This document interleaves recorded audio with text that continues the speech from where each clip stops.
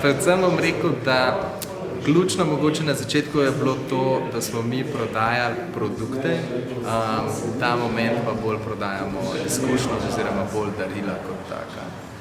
Torej tudi nagovori, vsebina, tudi en del produktnega sortimana smo prilagodili v bistvu temu trgu.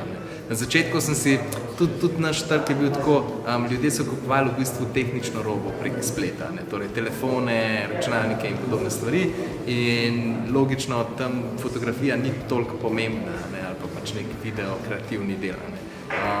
Medtem ko pač pri čokoladi, ki jo moraš začutiti, povonjati, dejansko ta produkt v celoti dojeti, je pa ta kreativni del veliko pomembnejši kot pa zgolj te tehnične specifikacije, koliko gramature, koliko je velika po dolžini in širini, tako da predvsej kaj drugega.